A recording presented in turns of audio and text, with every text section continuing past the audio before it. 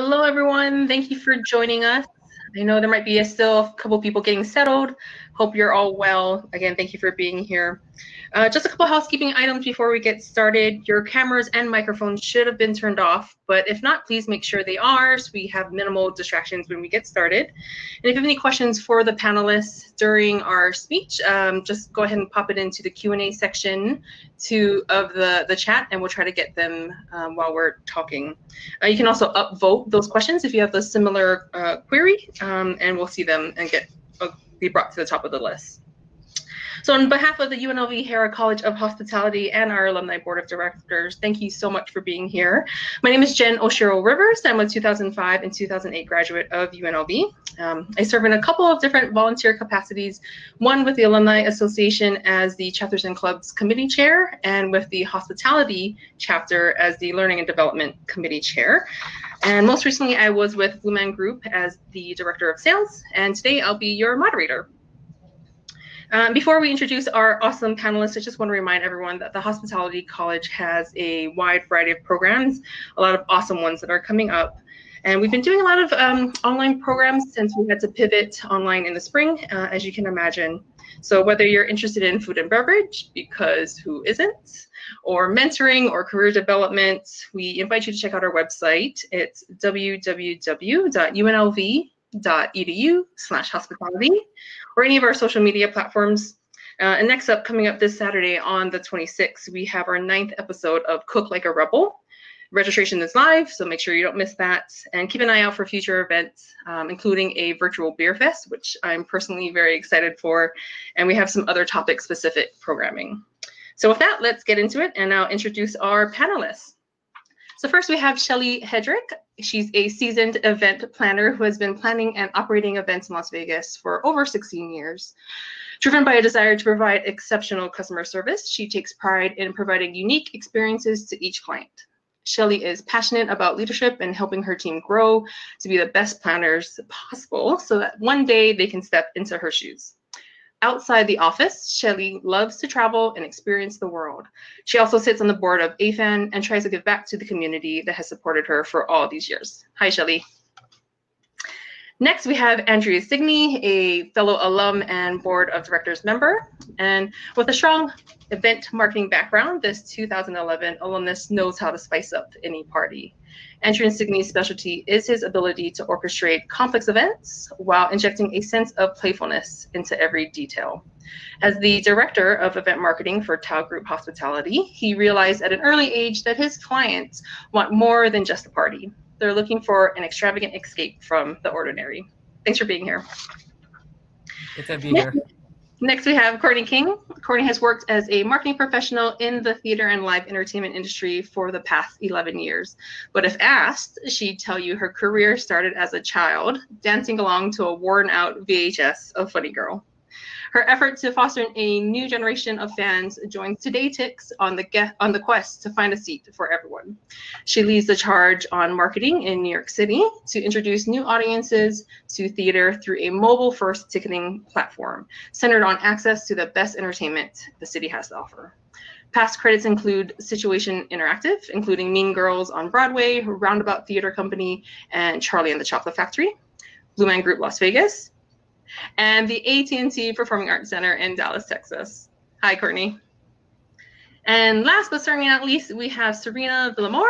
She has been in the Las Vegas entertainment industry for 18 plus years with tenure at MGM Resorts International, Cirque du Soleil, and Base Entertainment. Her extensive experience in events, sales and marketing, and ticketing operations set the foundation for her current role as partner and owner at Indigo. Her attention to detail, high level of service, and ability to build long-lasting relationships has earned Serena a well-respected reputation among her industry peers. She also serves as VP of Meetings with Las Vegas Hospitality Association. Outside of her professional life, Serena enjoys traveling, working out at Sin City CrossFit, and volunteering to support local nonprofit organizations. Hello, everyone. Hello. So to get started, would love to see if you could share what's live entertainment looking like in your current markets. And Andrew, if you want to start off. Yeah, hi everyone. So in terms of the state of the market for Las Vegas, entertainment has really taken, I think, a slow and steady crawl back to, where we were before. I think, the industry is really taking this time to reevaluate, what we were doing, streamline, our processes, and really evaluate what the experience in consideration of what's currently going on in the world, and how we can take what we've experienced right now with this pandemic, to make improvements on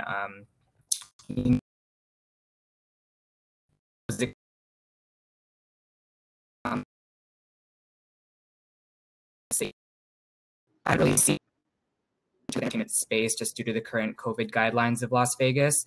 But there have been, sort of some new offerings, some sort of new reimagined offerings that I can speak to a little bit later, similar to kind of what we've been offering at TAO Group Hospitality, in the spaces of restaurant, nightclub, day life. I've seen some new experiences pop up, like Area 15 just opened last week. So there are sort of steps forward in progress in the space, but in terms of larger scale concerts and shows and festivals, definitely not there yet. But I think we're all taking this time to really reevaluate and get our ducks in a row, and in sort of preparation for this next chapter of the entertainment in the city. Thanks, Andrew. Courtney, you're based in New York City. Can you share with us the status of Broadway and live entertainment in that city? Yeah, certainly.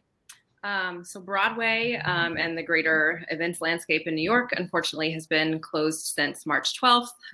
We just passed the 6-month mark.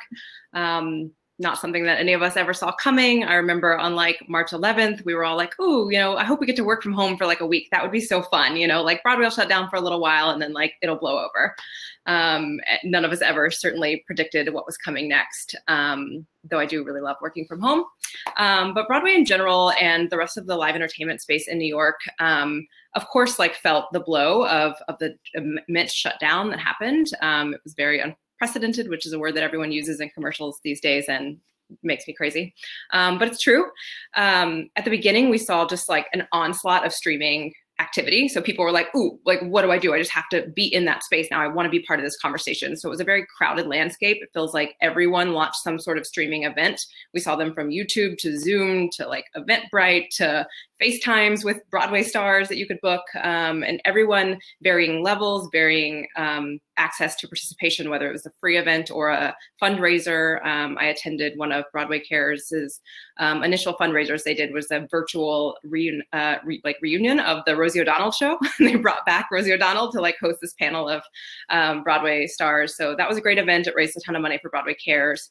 So the immediate reaction was just like, "Oh, we have to take care of the community." And so you saw most of the events being fundraisers of a sort, to take care of artists, to take care of costume makers and shoemakers and all of the people that are involved in the arts industry.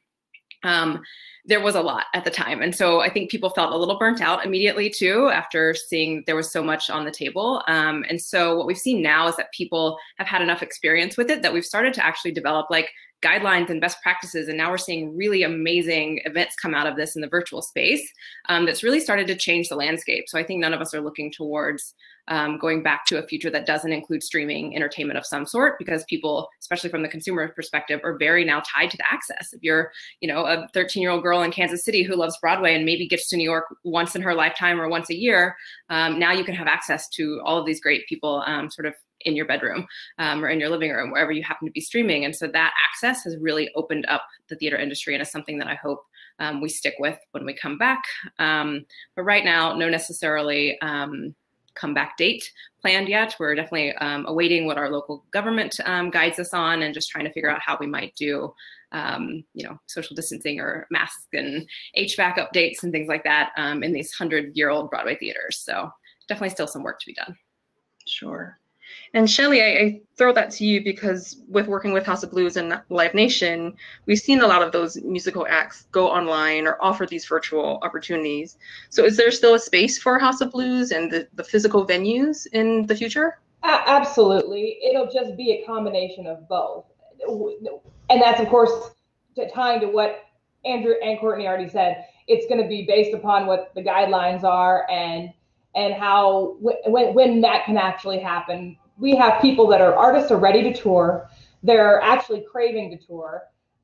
People are craving to go to shows in person. We just have to get to that point to be ready. We at House of Blues have live music actually happening on certain nights in the restaurant. It's not, obviously, it's free. It's while you're sitting at your dinner table and enjoying a small bit of music. But it's a step in the right direction, and we're seeing tourists craving that piece of information. They want that piece to go along with their experience of coming to Vegas. So they're seeking us out because they can have that, a little bit of live music. So I think it's going to happen. I just think we're going to see a different consumer on the back end, on the second end, when this is all said and done, where there's going to be a virtual and an in-person ticket. We're not there yet, but I think that's something we'll see. Sure. Thank you for that. Serena, I know you and your team represent multiple brands here in Las Vegas, but you also have partners in Los Angeles and Orlando. Can you speak to some of those markets and what things may look like there?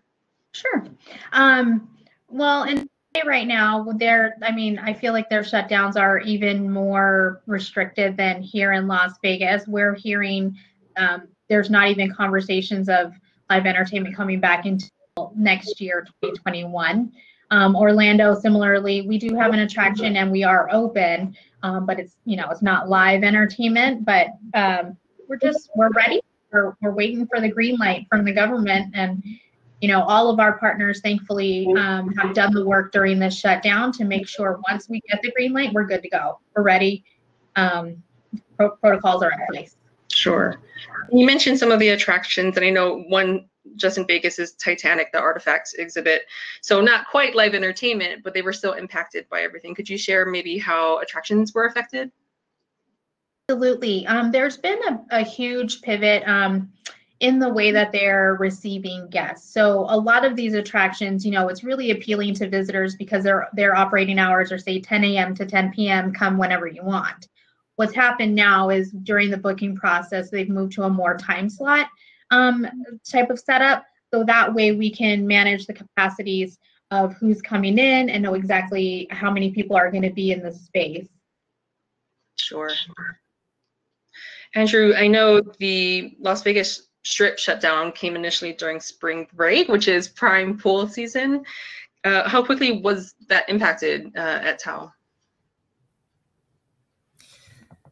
Well, it impacted us immediately. We chose to shut down the weekend of March 13th when, everything was sort of official. And I think the whole nightlife and day life industry kind of joined hands in the best move. Obviously, safety is the #1 priority for our guests. So for TAO Group, we decided to shut down all of our nightclubs, pool clubs, and restaurants that weekend. And, we took the time to really move into the digital space as early.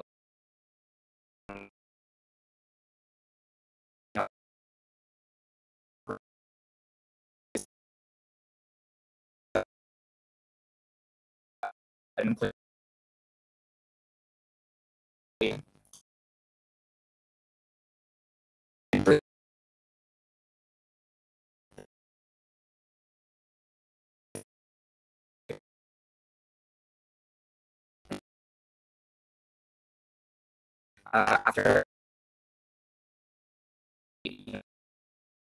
for what was headline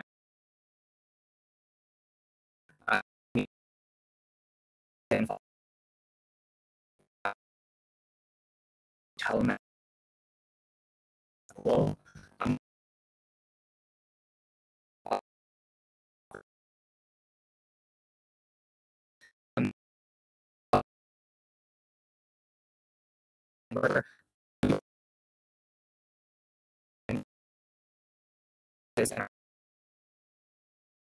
once again, which experience that definitely sort of tonight, reopen our doors as one party.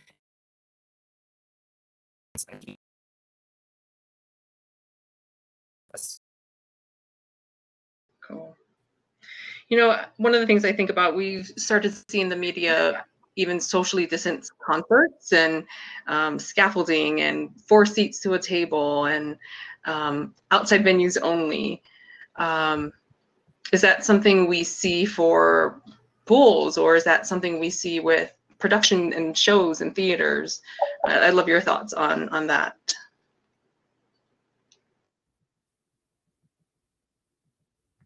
Was that for me?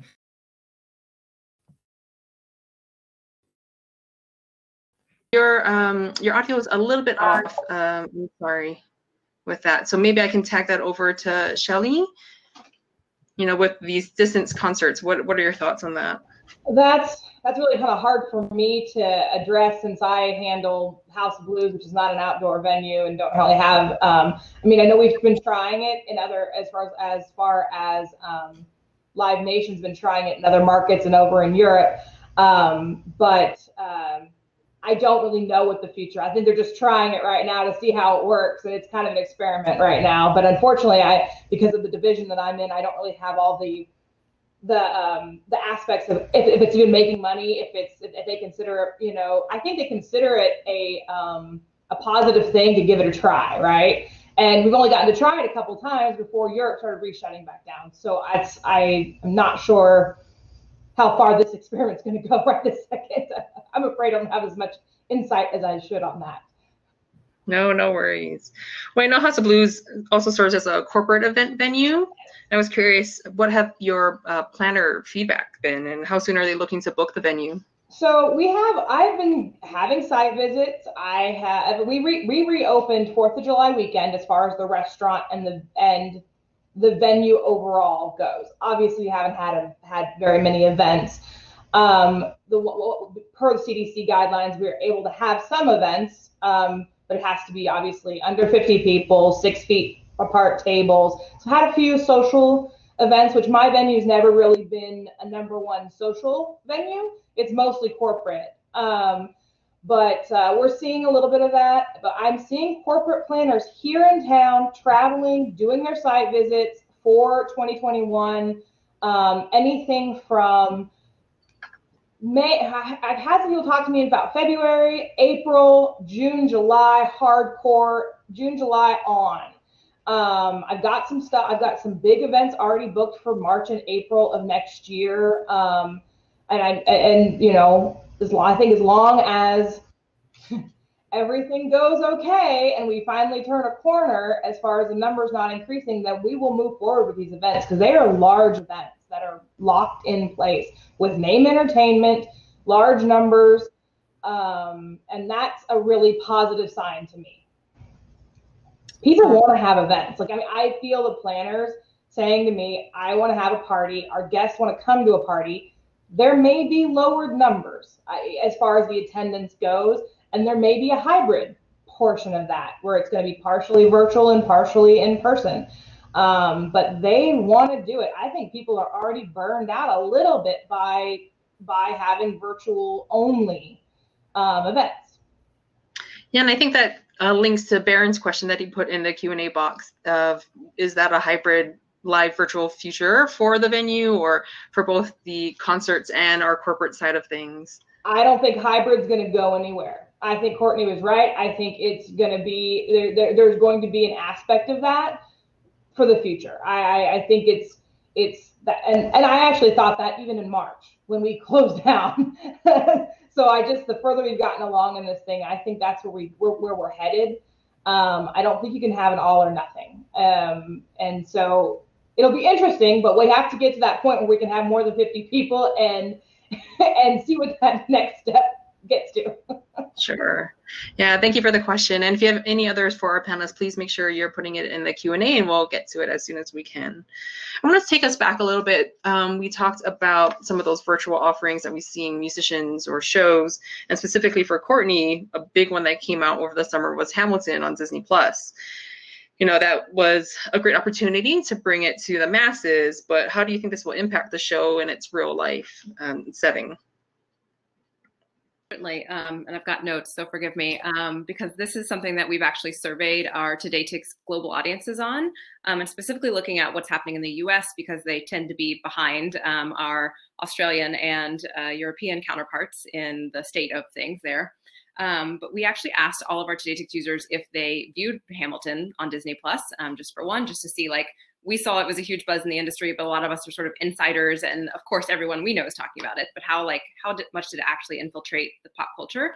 63% of TodayTix users said that they watched Hamilton on Disney Plus, which was a massive amount of people of our US users. Then we followed that up with how many of you have seen Hamilton live? And that was only 39% have not seen it live.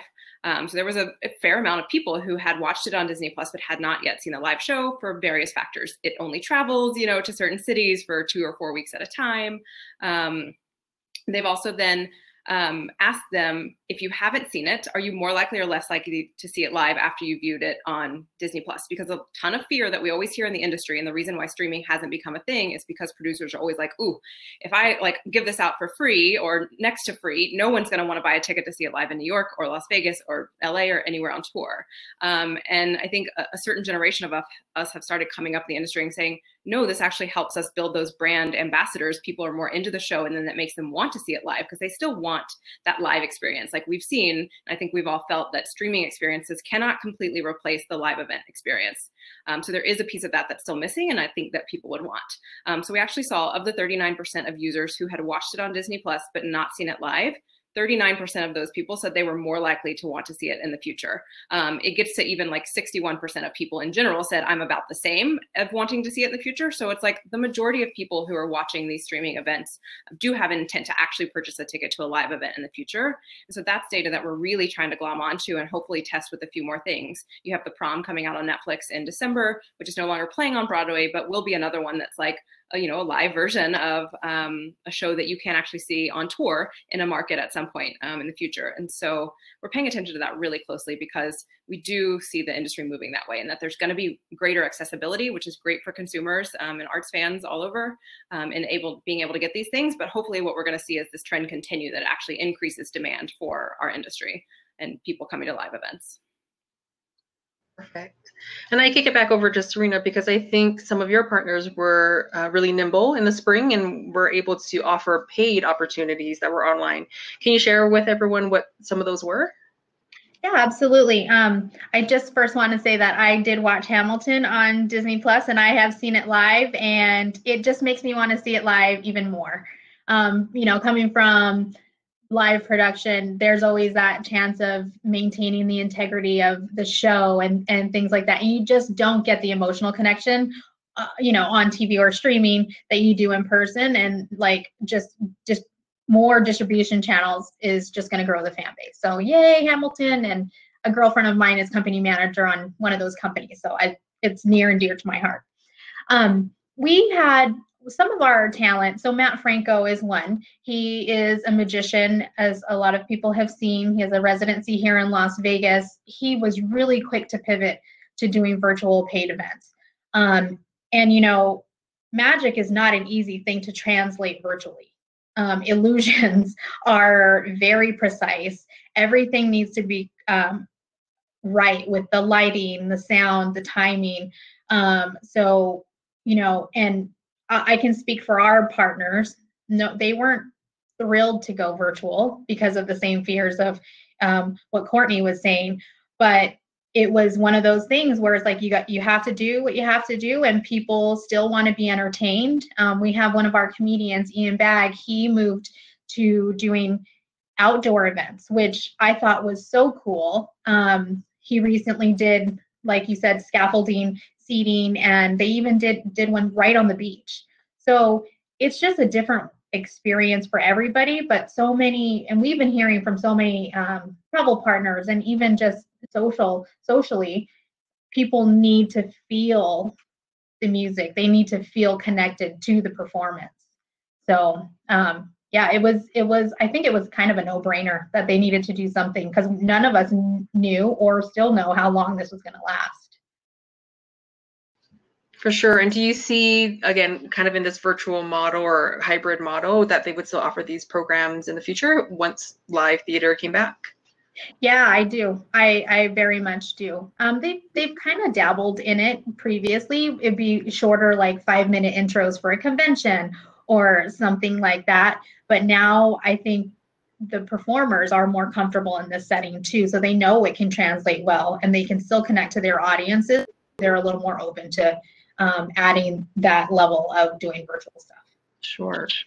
And I think that takes us to a question that Carlo put in the Q&A box of asking, for a hybrid experience package, could there be an opportunity where there's a virtual movie or display or showing of the product, as well as a ticket to the live theatrical performance? Courtney, it was directed to you, so I'll give you a chance to answer that first. Yeah, I can see that definitely being an option. We've been exploring packaging, which is not an option that we currently have on our platform technically to do, but that's something that we've wanted to do for a long time because we see the value in it, even just for adding like concessions or merch that you might pick up with your ticket to see the show. But the idea of someone doing a live experience and a virtual experience together in a package is certainly something I think the industry could move towards. It would definitely require us being back live, so not super close to the future for New York, at least, but yeah, absolutely an option. And I think we might have seen that with musical artists as well, that, you know, you bought a ticket to see their concert, but then got a free download of their CD or their newest song or something like that. So I don't think it's necessarily a novel idea, but it's definitely more in people's minds at the moment, I think. Darren, I do see your question, and I'll get to it in just a little bit, but I want to give Andrew one more question and see if audio has figured itself out. Otherwise, we'll have Andrew put the response back in the chat. You know, Serena talked about the connection to what the show or the production or whatever it is. And I think of all of our panelists, you liaise the most with DJs. And that was a very big draw for nightclubs, and getting to see that DJ that the attendee has their relationship with or has an affinity for. So how have they been impacted? What's like for DJs in this sort of pandemic world? Well, you know, similar to all the other artists that were sort of playing, you know, concerts and festivals, DJs, in a way that, you know, their roles were basically halted in whatever city they were in. And, you know, it was much of a shell shock, I think, for a lot of these artists, because a lot of us were on, you know, this time schedule of like landing in one city, playing a show, then flying to the next, then flying to the next, and then to the next, and it was just a nonstop sort of timeline for all the DJs. So what I saw was, after sort of that initial shell shock of what are we going to do? There's no more live events. Really came to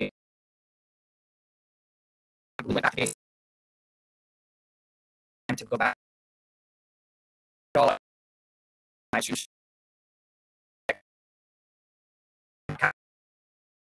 Is it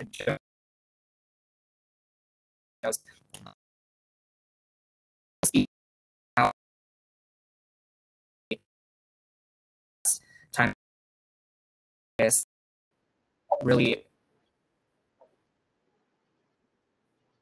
and, you know, music that they have created throughout this process. So although, you know, I know everyone is very excited to get back on stage, there has been sort of a silver lining in sort of the creative process with these artists. But I think at the end of the day, the real goal is, again, as everyone had mentioned, to get back into the booth, get back on the stage, and to get everyone back onto the dance floor.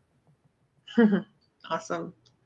And we'll get to Darren's questions, a business one, so I'll send it around, and I'll start with Shelly. He asked if we anticipate relying more heavily on existing relationships or new relationships with clients as we reemerge from this.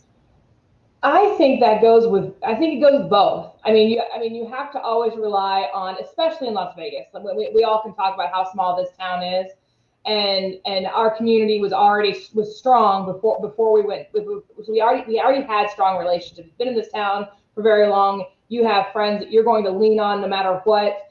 But then there's going to be these folks that have come and they have emerged from all of this and have come up with new ideas, pivoted their businesses to, you know, something.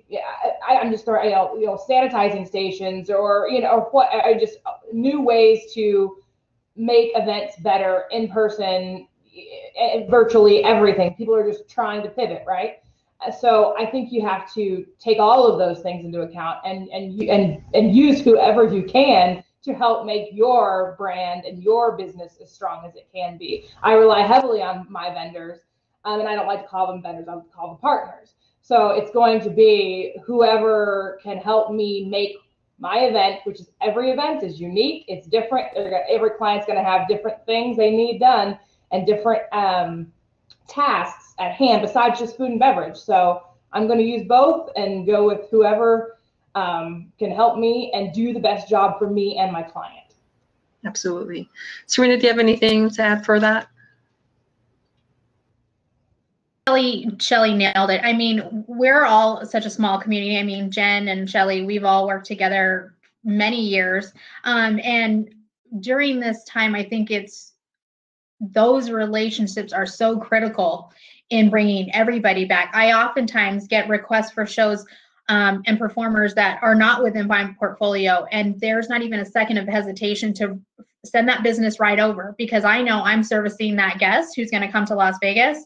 They're going to get what they need, and they're going to remember that even if they're not booking with me right now. Absolutely. So most of us, I think, may be based in Las Vegas, but for those who aren't, or I guess it was really a worldwide thing, we saw on September 1st, a lot of venues and employees of the entertainment industry come together, light things up red, buildings such as T-Mobile Arena, the Smith Center, all these different venues. And I wondered what your thoughts were, or if you were active in this, and what played a part into that. Serena, I'll start with you. Absolutely. So Indigo, we supported the Red Alert campaign fully. I just feel like, our industry, we came to such a hard stop. And even with the openings, so many other places are kind of, getting back to normal life, even though it's a little bit slower, but our industry is still at such a standstill. And so we fully support that. The more awareness we can bring and, advocating to let us reopen within the safety guidelines that the government mandates, the better. Because, I mean, Vegas specifically, our city, we rely on that. So I 100% supported it. Absolutely. Didn't know if any of the other panelists had thoughts on the event. I think it was a beautiful, gesture. I mean, everybody came out, the demonstrations, the artists on the floats going down the strip. I think it was fantastic to see. It's sad that it was also had to happen, obviously. We all support our entire community. We have to. One of the other things that Live Nation is doing is Crew Nation. So we have a charitable arm within our own world that's actually a fund to help pay the roadies and the backstage staff and help supplement the missing income right now. So it's something that the company came up with during this.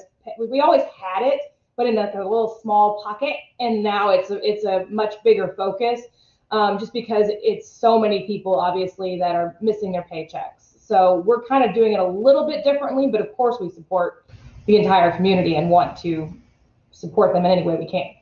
Sure. Courtney, any thoughts on the event? Yeah, I mean, personally, I saw the Red Alert restart completely take over my social media feeds, mostly from my contacts in Las Vegas and Dallas as well, where I used to work in the entertainment industry. I don't think it was as big of a thing in New York, but there are definitely, we've seen a surge of different campaigns and initiatives come out to help support the artists in the community and just really highlight the full level. Like Shelly was saying, there's shoemakers and there's lighting crew and there's musicians, and there's more than just the people that you see on stage every night that are really hurting from the shutdown. So there's the Save Our Stages Act, which is being proposed with one of the New York senators.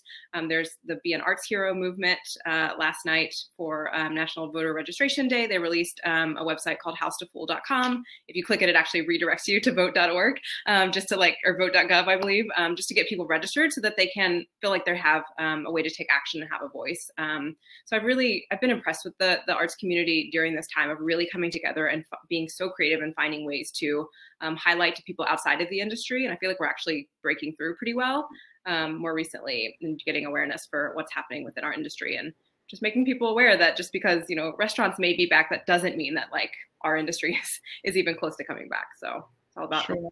Yeah. And I know Today Tix has offices in Europe, right? Yep. Was there any action in that part of the world as well related to Red Alert? Not necessarily. Our UK office specifically with London and West End Theatre, they've actually had a ton of government support, not a ton, I guess, like more than the US, being in that there's any government support for the arts, but they saw sort of a stimulus package for the arts that helped them with relief. And then luckily they've been able to start coming back very slowly. Earlier this week, we did a pre-sale for the show 6, which has been playing in West End for a while. It was slated to open on Broadway, literally the night Broadway shut down. I had a ticket and I was very bummed I didn't get to see it then. But they actually are planning to reopen on November 14th. So we've seen thousands of tickets move. Their first 2 weeks of their run are already sold out because people in Europe are like, okay, yes, I'm ready. I'm here. I'm seeing your safety regulations and I'm supporting them. They're a little bit more unique than the US, specifically the way we deal with musician unions and actors equity. And we have a little more guidelines. So it's a lot more expensive for us to operate at a reduced capacity.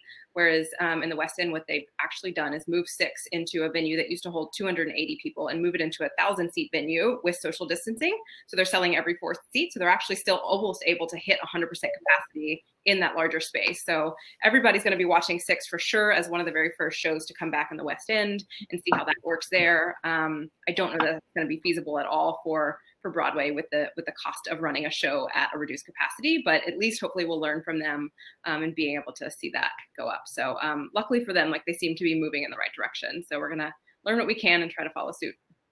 Sure. And I'm going to go to our Q&A section. We have a ticketing related question. I think everyone touches ticketing at some level. So I'll kick it over to Serena to start off.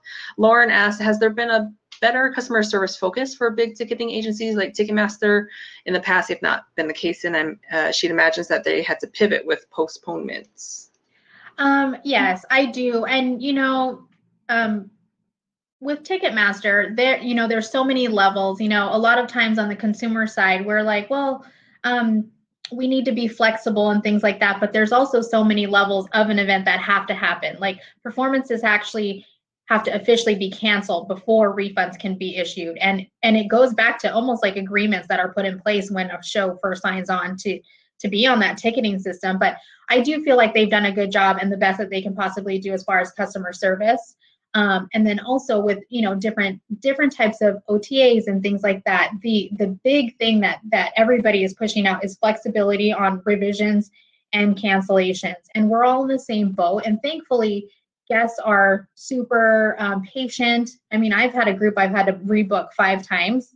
And I'm just like, I'm going to perform for her myself already. So, you know, it's everybody's patient, and I think there's such a great mood that we're all in this together from our end as well as the guest end.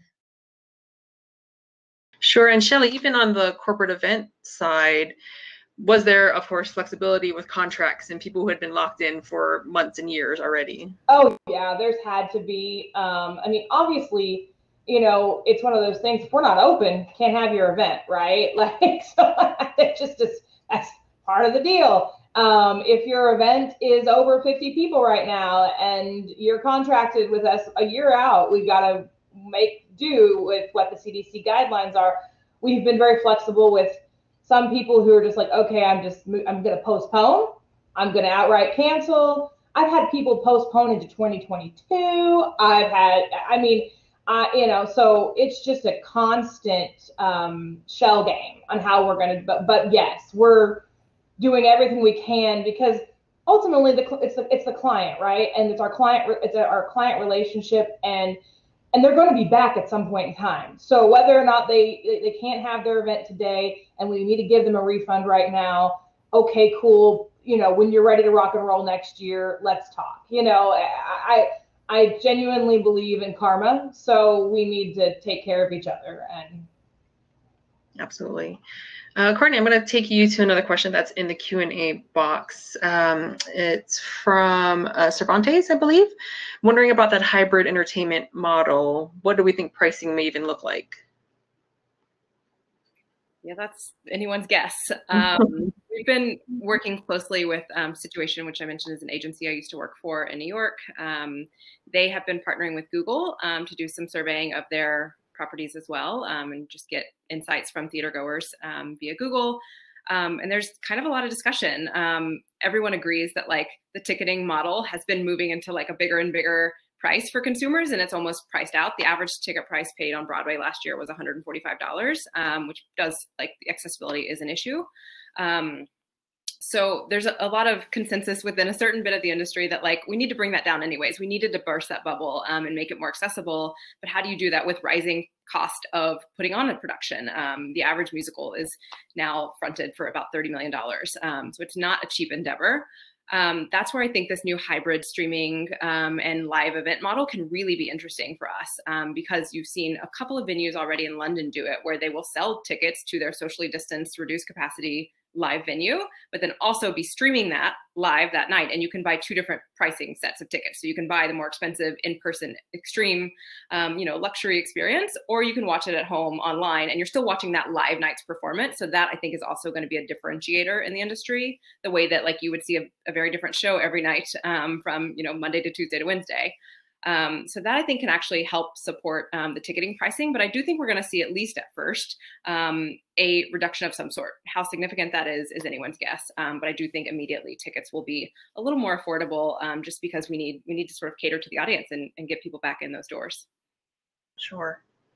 Alexis has a question, and it's, I think, anyone's guess on this one, but how long do you believe it will take the industry to recover financially once everything opens? I'll open it up to any of the panelists who want to take a shot at that. I'm going to tag Serena. Oh my gosh, I would love to say like next month, but we've been sitting in on a lot of different webinars and just keeping a temperature check on what the landscape looks like for both domestic and international travelers. I mean, there's going to have to be a certain point to where people feel comfortable once the borders open, before we can rebound. And people are going to have to feel comfortable. It's just the whole mindset of feeling comfortable to be in rooms together and things like that. Everything that I'm hearing is saying international is not looking to rebound to our 2019 numbers until like 2024. But for between 2020 and 2021, we go back almost 50%. So there's always, I'm an optimist by nature. So, and we keep hearing from travel agents and visitors that they're just waiting for those quarantine times and the borders to reopen before they come, because people just have that innate need to feel emotions, and they want to attend live events. But I think obviously domestic's totally going to come back way faster. And we are seeing right now in Vegas a much different crowd than we have in the past. Like traditionally during this time, it's heavy convention season, so the room rates were pretty up there. Right now, there's no conventions happening, so we're seeing a whole new group of people come through our city during this time, and that's promising. And we're very much taking care of the folks that are coming here until things do return to normal. But also some of these trends can continue on, and I think it's just going to be better for live entertainment in general. Absolutely. Amy had a question, and she says that glad to hear that events are being booked and planned for next year, but we're still waiting for permission to sort of move forward and reopen with certain venues, especially if it's anything larger than 50. Didn't know if anyone else had any more recent news. It seems to change day by day, week by week. Yeah, I can jump on that. There's nothing official out there right now. I will tell you, there's rumors. There's always rumors that maybe in October we will see that number go up. I don't know how accurate that is, and and my understanding is of this rumor is if it does come to this, it's based upon those Labor Day situations to see if our COVID numbers and go up. If they stay the same, then we have a really good shot in the next few weeks, I think, to see the numbers increase. We know we've already lost a convention, an October convention that was supposed to be here to Orlando, because Orlando does not have a gathering, like they can have 250 people. So as long as it's safe and the government thinks it's safe, I think there's a possibility that, fingers crossed, that we'll see some sort of increase. But of course, this is all speculation and rumor mills, and I've heard the same thing, Shelly. There's discussions that are happening on the entertainment front, working in line with our commissioner and the government to submit plans to make sure that shows can and venues can reopen in a safe manner. And that's those discussions are happening real time. So I think I've heard the same thing, end of October, beginning November. Baron put in the chat that we just want to make sure that you all know how much we appreciate you organizing and presenting this event. Thank you, thank you. And there's another question here that I thought was quite interesting. It lists that Macau properties are organizing events in support of live entertainment. They're organized by the properties, and they haven't really seen the same effort from Las Vegas properties. Are there things that can be done here in Las Vegas? I'll start it with Serena. Yeah, we have some colleagues that are actually in Macau, and we've been kind of touching base. They had a little bit of a head start, right? So they kind of had their peak and experience with the whole shutdowns well in advance of us. So oftentimes I'll reach out to our friends out there and say, hey, what's going on? I just think, the properties, now that they're open, it's just going to take some time for them to get all of the ops in place now before they can move on to that, organizing those types of events. Plus, where, the restrictions are, Macau had a very hard shutdown, like much more strict for a much longer time than, and much more like mask reinforcing and things like that than we did here. So I think we're just, maybe a couple weeks to maybe a month behind that. And sooner or later, I feel like the properties are going to do something, especially because visitors are saying that they want something to do. They want to see shows. So the more that happens, that's going to put some fire under those types of events to happen and support. Absolutely. That was actually a question I had for all of you. All of us were either in the industry or love live entertainment. So what can we do to support the industry? What can get us back to the strength we were? And I'll start maybe on the East Coast with Courtney. Yeah, gosh, there's so much, and yet it feels sometimes like you're powerless in being able to like move the industry forward. But I would say just stay in contact. I mean, there is no shortage of events, whether that is just tuning in and helping a smaller community theater get eyeballs on their streams, which helps them, liking posts that you see on Facebook and Instagram in support of things, calling your senators, texting in, voting. There are so many different ways that you can help. I would say just figure out the one that makes you feel the best, or where you feel like you can add the most value, and go for that one, versus trying to feel like you need to be a part of everything, because there is a lot, but there's also a lot of us. And so if we sort of all pick our lanes, I think we can make a difference.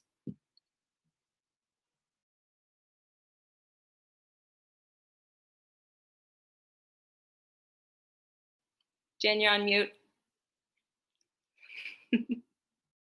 So good until just now. But I was going to say, in tandem with what you said, show going is such a deep part of the New Yorker soul. And what's the sentiment of them, and how eager are they to get back to the theater? Yeah, we've actually, I mentioned earlier, we've been doing a ton of surveying of our users during this time, just to sort of get to know them, get to understand what they're looking for in this intermission, and what they're going to be looking for when theater comes back, to help us plan for them. And we've done a couple different things. So one, we actually saw such a great response from our users when the shutdown first happened. We were the first company to offer them 110% of their value if they kept it in a voucher to use to purchase a future ticket, or they could get a refund at just 100% of their value. And we saw overwhelmingly people were like, yes, I want to support the arts in the future. So like, yes, just hold my money, give me a little extra back. And then it felt more like a partnership between us and our users. So that's one way that just like any person can really help support is by not asking for refunds. I know there's a ton of nonprofit arts companies who have given people the opportunity to get a refund or just to donate that as a tax refundable donation to help, and they've seen a huge take rate on that as well. And then in addition, we've been asking people, the question is, how likely are you to see a show immediately once theaters resume? So not giving anyone a sense of a date because we don't have that date yet, but just trying to get a feel for like, there's going to be those customers who are like, ooh, I want to give it 2 weeks and see what happens to the first theater goers. Like, who are those guinea pigs? And then there are others who are like, ooh, I just really, because of my family situation or who is living in my home, I really want to wait for a vaccine. But actually based on demographic, for us, we have a really huge local young millennial user base of theater goers. And about 50% of them have said, yes, I'm ready to come back as soon as it's there waiting for me, which I think Shelly has mentioned you're seeing in the response from consumers in general. And the other 50% isn't a no. They're all living sort of in that unsure bucket. They're like, oh, I'm kind of wanting to wait to see what does the government say, what are the guidelines that the venues are taking and putting into place. So I really think we're going to have that user base that is hungry for theater to return as soon as we can get them there safely. Cool. And for my Las Vegas colleagues, same question of what other things might show lovers or live entertainment lovers do to support our segment. I'll start off with Shelly if you had any other thoughts, and Andrew, if you had any thoughts, if maybe you could throw it in the chat just in case the audio is still a little funky. I mean, honestly, Courtney hit it. I mean, definitely support your social media and share everything that's going on. Show up to the virtual events that are happening that are community-based. But if you are one of those folks who are hungry and are comfortable, go sit at a socially distanced restaurant and see Cam Calloway perform, because he's been doing it, and I'm just using him as an example for those who are familiar with him. He's fabulous, by the way.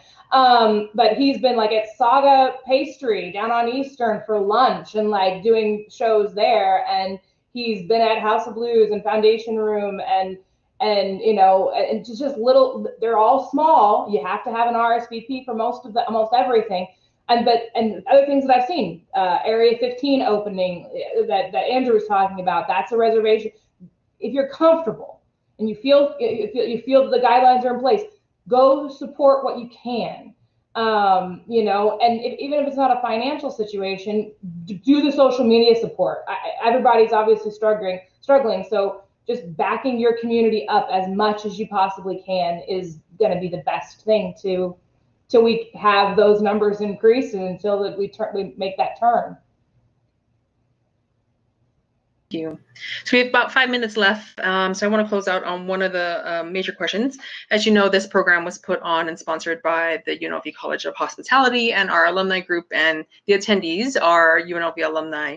So I think a question that's in the chat there, as well as just the overall purpose of our program, if there are attendees who are looking to be in the live entertainment industry or have a job in the field now, what other things can they do to maintain their skill set? What can they do to continue to have this as a viable career? Maybe hearken to some of the things that you've done in your past and has supported you in your growth. Please, I would love to hear that. And I'll start with Serena. I would say stay curious, keep honing in on your skills and learn new skills. During this time, I've been looking at our ops internally to see how we can become more efficient and better for when we're ready to reopen. And absolutely stay connected. Relationships in our industry are so crucial.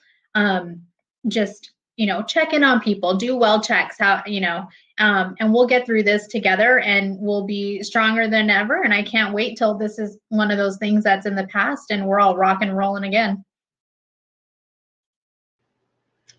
Shelly, anything maybe you've done in your earlier stages of your career? Any advice you may have? Well, it kind of actually addresses what Serena just said. Try everything, because I will admit that's exactly my path of my entire career. I have an entertainment business degree, but I started working in nonprofit events. Then I went into ops for a destination management company. So I've done everything from car rentals to show tickets to, you know, throwing linens. The more experience you have, the better off you are in the future. And then I transferred to sales. So that made me a better salesperson by having those little details. And now I'm learning tech that even though I've been a stage manager, I was a stage manager in the 2000s. Okay, so this is new tech. And so, you know, I'm learning these things now, and we have to pivot. We have to, and I know we all hate using that term anymore because I'm really tired of it already. But we have to keep learning. Some of my team that's on furlough, they're taking classes at UNLV right now. They're expanding their horizons because it's only going to make them better in the future. So just sop up every bit of information you can right now, and it's only going to make you a better person because we are going to be back, and there's no two ways about it. Absolutely. Andrew, any closing thoughts?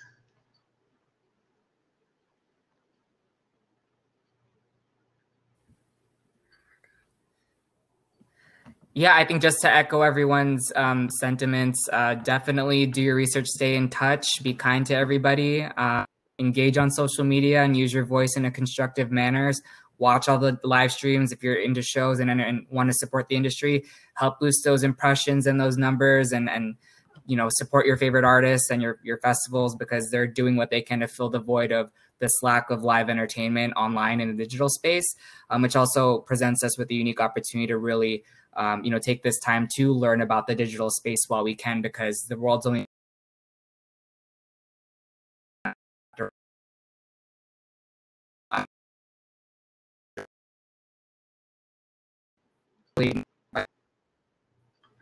Courtney, any final thoughts? I mean, they've done a great job of saying what I would say. The one thing I'll add is that we are in a very unique position right now, and we are seeing our industry especially, but many industries just really innovating right now and discovering new ways of doing business. So just because there might not be a job that you see available right now that you want, if there's something where you see, sorry for the sirens, apropos to the way we're feeling right now in the industry, if you see an opportunity, like, just start going for it, and, you know, and go pitch that to people, figure out a way to solve that problem, because there are so many different holes that we need to fill right now, and sort of various seeds that are being planted for creativity and innovation and opportunity. So it doesn't mean that you have to stick to the book of what has been offered thus far. Absolutely. I think we're at time, and so I would close by saying all of our panelists, as well as myself, have our LinkedIn profiles either in our profile here on Remo, or you can reach out to us directly on LinkedIn. Connect with us. If you have further questions, please send them over. Let's continue to have that conversation and make sure we can get our entertainment segment back to its glory. And with that, I want to, on behalf of the Harrah College of Hospitality and the Alumni Board of Directors, I want to thank you so much for being here, and thank you all panelists for sharing your thoughts and your wisdom. This, of course, has been recorded, so we'll be posting that on our YouTube channel. Feel free to share that with folks who were not able to join us. You can also see other episodes of the programs we've done, such as Cook Like a Rebel. And if you have ideas for future programming, or if there are things that you want to see from the Hospitality College or the Alumni chapter, please let us know. Again, our website is unlv.edu/hospitality. It's in the chat, and find us on all the social media channels. And with that, thank you and have a good afternoon.